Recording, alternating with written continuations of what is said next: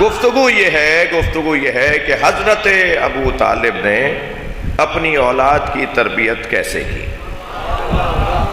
ہر باپ، صاحبان دقت غور کریں گے، ہر باپ اپنی اولاد کی 3 باتوں کا خیال رکھتا ہے۔ ہر باپ کی ذمہ داری ہے کہ وہ 3 موضوعات پر اولاد کے لیے متوجہ رہے۔ سب سے پہلا نقطہ، اولاد کی صحت۔ ابھی بچہ دنیا میں آیا نہیں ہوتا کہ اس کی صحت کا اہتمام پہلے ہوتا ہے۔ دنیا میں آنے کے بعد سب سے پہلی جو کیفیت ہے وہ بچے کی صحت پر توجہ ہے۔ کسی طرح یہ زندہ رہے، کسی طرح یہ سالم رہے، یہ صحت مند رہے۔ حضرت ابو طالب نے اپنے بچوں کی صحت کا خیال رکھا۔ دقت چاہوں گا، اللہ نے جسے پیدا ہی علی کیا ہو، اللہ نے جسے دنیا میں بھیجا ہی حیدر بنا کر ہو، اس ابو طالب کے توجہ، اس ابو طالب کے اولاد کی تربیت کا، سیرت ابو طالب کا ایک حسین پہلو عرض کر رہا ہوں آپ سے۔ بہت خیال رکھتے تھے اپنے بچوں کی صحت کا۔ دیکھیے، اگر صحت اچھی نہیں ہوگی نا، میری خوش قسمتی ہے کہ اس وقت جوان زیادہ بیٹھے ہوئے ہیں، اگر صحت اچھی نہیں ہوگی تو آپ ایرانیان تک جلوس کر نہیں پائیں گے، آدھے رستے سے واپس آ جائیں گے۔ اگر صحت اچھی نہیں ہوگی تو نماز میں دل نہیں لگے گا جی، نماز شب میں آپ کھڑے نہیں ہو پائیں گے۔ جتنی صحت اچھی ہوگی اتنی اللہ کی عبادت اچھی ہوگی، اتنی حسین کی عزاداری اچھی ہوگی۔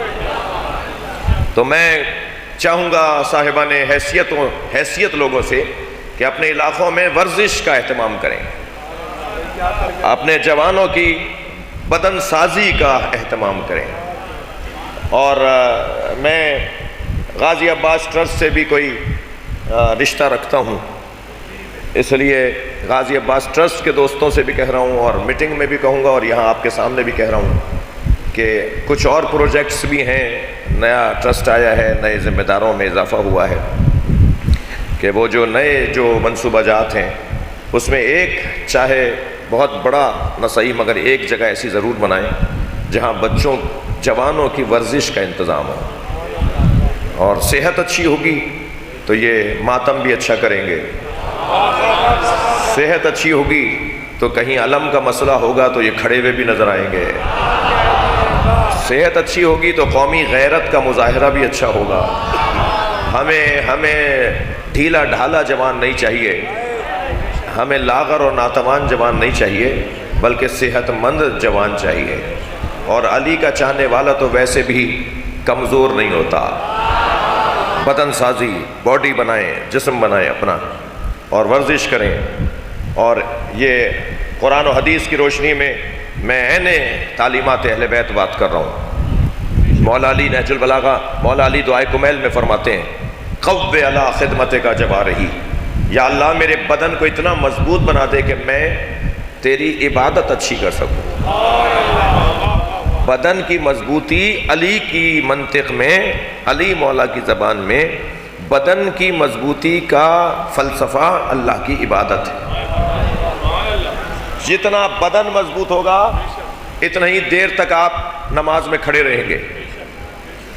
میں ایک اور بھی بات کی طرف اشارہ کروں، یہ جو ہماری مسجدوں میں کرسیاں بڑھتی جا رہی ہیں، تو پیش نماز حضرات ذرا سب کا انٹرویو تو کریں کہ یہ بیٹھ کے نماز کیوں پڑھ رہے ہیں؟ جی مولانا کمر میں درد ہے اس لیے بیٹھ کے نماز پڑھ رہا ہوں، جی گھٹنے میں درد ہے اس لیے بیٹھ کے نماز پڑھ رہا ہوں۔ تو ہر ایک کو خود اللہ کو جواب دینا ہے کہ واقعی ایسا ہے۔ میں ایک آزمانے کا ذریعہ بتا دیتا ہوں، یہ جو بیٹھ کر کرسی پہ نماز پڑھیں، مسجدوں میں ہمارے ہاں کرسیاں بڑھتی جا رہی ہیں، تو پیش نماز حضرات ذرا انٹرویو تو کریں ان کا، ان سے علیحدہ علیحدہ ملیں تو صحیح۔ اچھا جو بیچارہ پہلے ہی 95 سال کا ہے اس سے کیا انٹرویو ہونا ہے، لیکن جو ماشاءاللہ 40 سال کا نظر آ رہا ہے، 50 سال کا نظر آ رہا ہے، وہ بھی اگر بیٹھ کے نماز پڑھ رہا ہے تو بات تو ہو کہ بھائی آپ کو کیا مشکل ہے، نماز تو ضائع نہیں کر رہے ہو اپنی۔ کیونکہ اگر فرض کریں میں رکوع نہیں کر سکتا مگر کھڑا ہو سکتا ہوں، تو صف کھڑی بھی ہے اور یہ کرسی پہ بیٹھے، بھائی قیام میں تو کھڑے ہو جاؤ، نماز میں صف ساری کھڑی بھی ہے، یہ کرسی پہ بیٹھ کے نماز پڑھ رہے ہیں، یہ کھڑے، گھر سے چل کے آئے ہو یا نہیں؟ تم مسجد میں آ کے کرسی پہ بیٹھ گئے تو تم جو کھڑے نہیں ہو رہے تمہاری نماز باطل ہے، اس لیے کہ جتنا کر سکتے ہو اتنا تو کرو۔ اور ایسے لوگوں کے لیے ایک جملہ کہہ دیتا ہوں، ذرا دیکھ لیجئے گا ان کی جیب سے 1000 روپے کا نوٹ گرے تو کیسے جھک کے اٹھاتے ہیں، خود آزمائیں اپنے آپ کو۔ صلوات پڑھیں ذرا محمد و آل محمد پر۔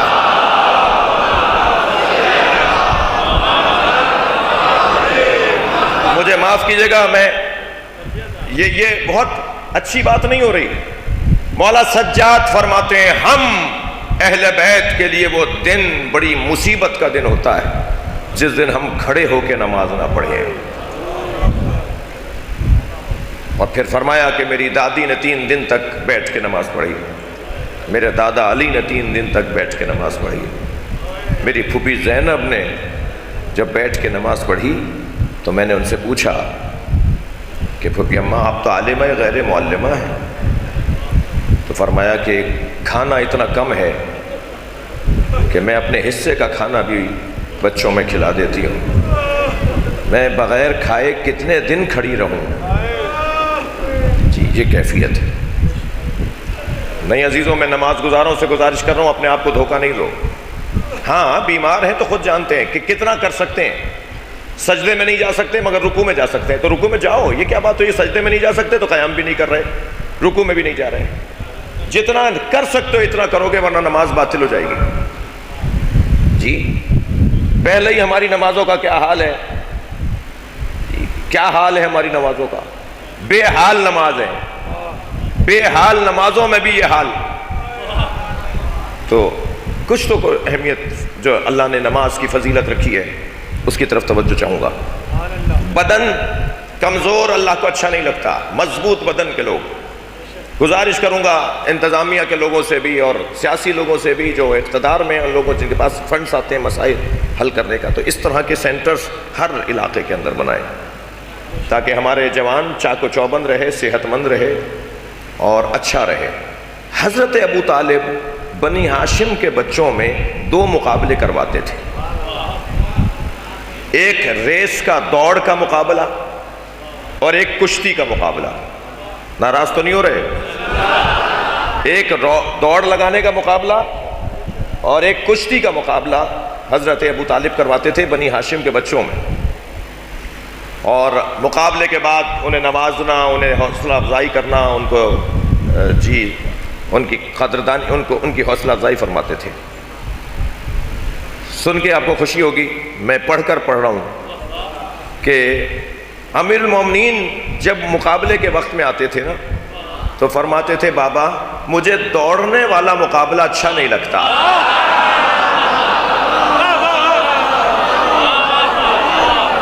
بابا اس مقابلے میں مجھے معاف رکھیں۔ صلوات پڑھیں تو محمد و آل محمد۔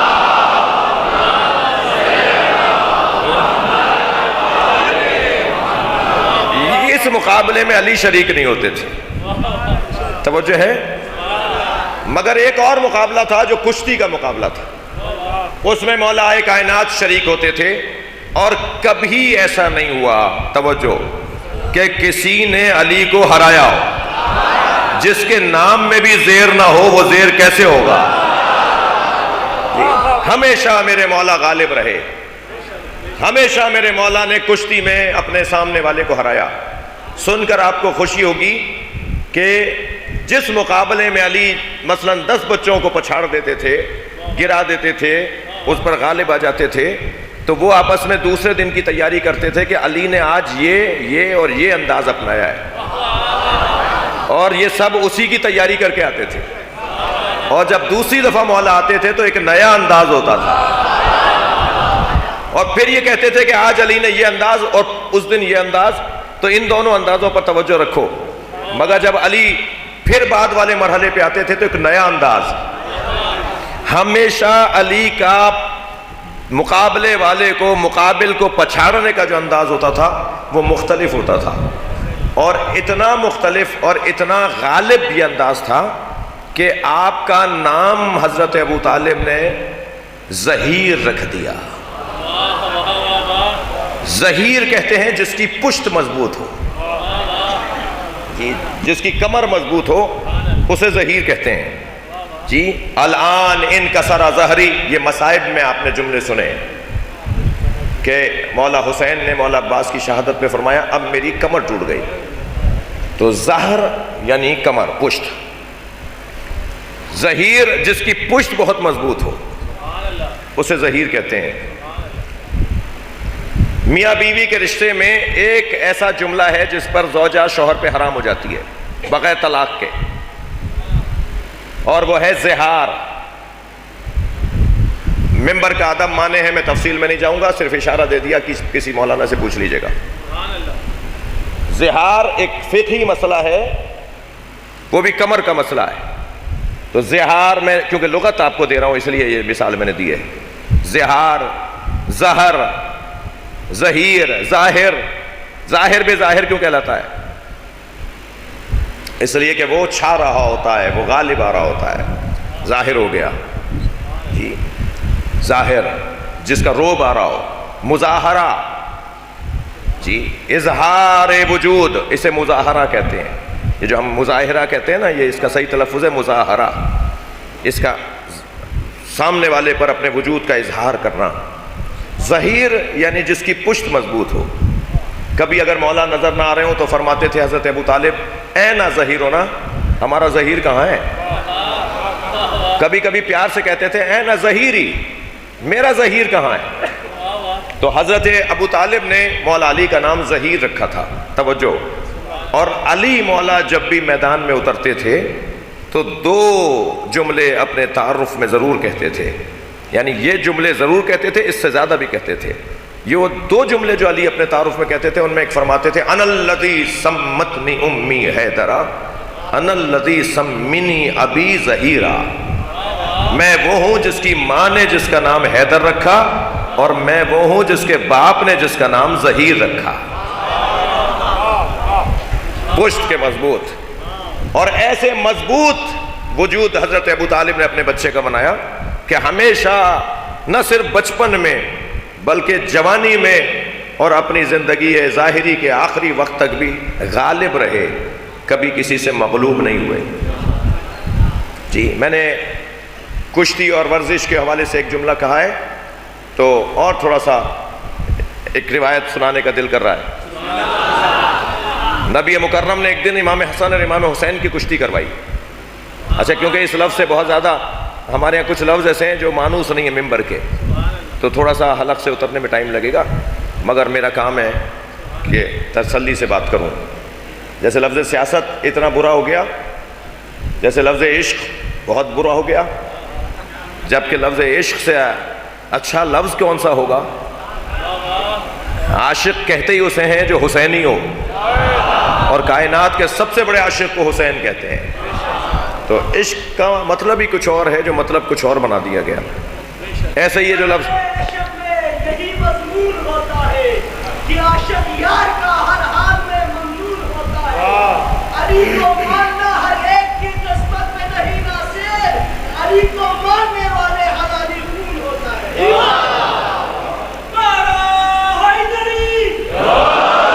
تو ایک دن حضرت نبی مکرم نے امام حسن امام حسین سے فرمایا کہ حسنین کشتی لڑو.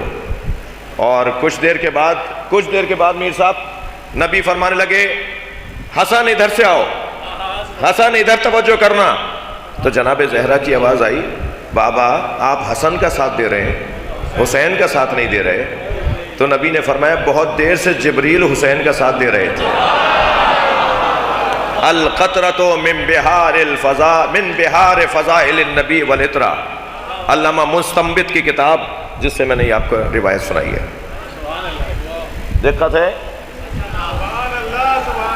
تو میرے عزیزو، ایک انداز حضرت ابو طالب کا اپنے بچوں کو کی صحت کو اچھا رکھنے کا، ان کے یہ بدنی مقابلے کروانا، اور بدن کی صحت بھی ماں باپ کا کام ہے بحال رکھنا. بدن کی صحت کو بحال رکھنا بھی ماں باپ کا کام ہے، اور ذہن کی صحت کو بحال رکھنا بھی ماں باپ کا کام ہے. بدن کی صحت کے ساتھ ذہن کی صحت، فکر کی صحت. دیکھیے ہر رات مولا علی کو نبی کے بستر پر بستر بدل بدل کے نبی کی حفاظت کرنا اور بچوں کو یہ احساس دلانا کہ تم مر جاؤ مگر اللہ کا نبی بچ جائے. یہ عزیزان گرامی ابو طالب کا خاصہ ہے. اور روایت کہتی ہے کہ کانا یحبہ حبا شدیدا لا یحبہ ولدہ. حضرت ابو طالب نبی سے پیار زیادہ کرتے تھے اور اپنے بچوں سے پیار نبی سے کم کرتے تھے. حضرت ابو طالب کا نبی سے پیار زیادہ تھا بنسبت اپنے بچوں کے. جی آپ ایسا نہیں کیجیے گا کہ بھتیجوں سے زیادہ پیار اور اپنے بچوں سے کو اگنور. یہ سیرت اپنانے والی نہیں ہے. کچھ مسائل خاص ہوتے ہیں جی، ہر بات اپنانے کی نہیں ہے. یہ حضرت ابو طالب کا خاصہ ہے، اس لیے کہ نہ آپ کا بھتیجا محمد مصطفیٰ جیسا ہے نہ آپ کی اولاد علی کے برابر ہو سکتی ہے. تو وہ نبی ہیں اور وہ علی ہیں اور وہ ابو طالب ہیں. لہذا ذہنی تربیت بھی کر رہے ہیں اب حضرت ابو طالب. انتظار کر رہے ہیں مولا علی بچپن سے کہ کب نبی پر جان قربان کروں. بچپن کی مشق ہے، کب اس کو پورا کرنے کا موقع ملے گا. جب شب ہجرت فرمایا نا کہ یا علی تم میرے بستر پہ سو جاؤ گے، تو مولا علی نے فرمایا یا رسول اللہ میرے سونے سے آپ کی جان بچ جائے گی. تو فوراً نبی نے فرمایا ہاں علی تمہارے سونے سے میری جان بچ جائے گی. تو علی نے سجدے میں سر رکھ کے سجدہ شکر ادا کیا. یہ تو میں بچپن سے انتظار کر رہا تھا، یہ تو میری مشق پرانی ہے. حضرت ابو طالب نے اپنے بچوں کو بدنی طور پر بھی صحت مند رکھا اور فکری طور پر بھی تربیت اولاد کا پہلو ہے. اور دونوں اعتبار سے جب کوئی صحت مند ہو جائے تو عزیزان گرامی پھر وہ خوف زدہ نہیں رہتا. انسان لاغر ہو مگر دل اگر اس کا مضبوط ہو اور اعصاب اگر اس کے مضبوط ہوں، سوچ اگر اس کی مضبوط ہو تو کسی سے ڈرتا نہیں ہے. اصل انسان کی بہادری اس کے اعصاب کی مضبوطی ہے. فرماتے ہیں یہ شام سے جو لشکر آیا ہوا ہے یہ تمہارا دشمن نہیں ہے. مولا کے سپاہیوں میں سے ایک سپاہی گھوڑے کی پشت پہ کھڑا ہو گیا، کہنے لگا یا علی یہ ہمیں مارنے آئے ہیں. آپ فرما رہے یہ ہمارے دشمن نہیں ہے. فرمایا یہ تمہارا دشمن نہیں ہے، تمہارے اندر کا خوف تمہارا دشمن ہے. جب اندر سے خوف نکل جائے گا تو کوئی کسی کا کوئی دشمن نہیں ہے، کسی سے کوئی ڈرنے کی بات ہی نہیں ہے. انسان کا اپنا اعتماد یہ بہادری اور شجاعت کا ایک اساسی عنوان ہے.